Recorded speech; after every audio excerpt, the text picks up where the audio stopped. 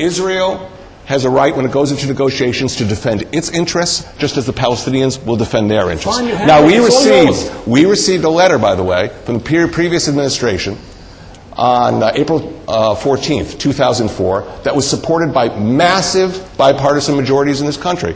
That letter recognized that Israel is not going back to the pre-67 lands.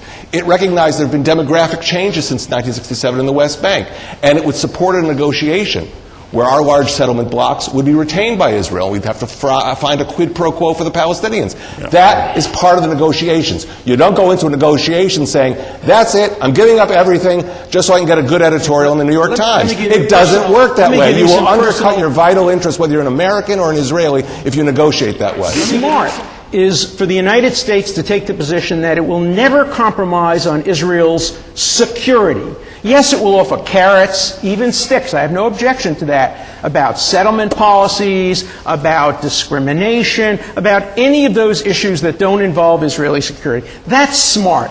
What's really not smart is using words like, let's get tough, without discerning where the toughness occurs and where it doesn't occur. Saying you're going to get tough simply weakens Israel in the mind of its enemies, particularly in the face of a policy that says, let's engage, let's get soft with Iran, let's get soft with Hamas, let's get soft with Syria, let's get tough with Israel. Absolutely the worst. Israel is divided between foreign military aid and civilian aid. The Israeli government, since the time of Benjamin Netanyahu in 1996, has sought to bring down the civilian aid. Right now, the bulk of the aid is foreign military sales. And you know what that foreign military sales goes to? It goes to build our Air Force to protect us.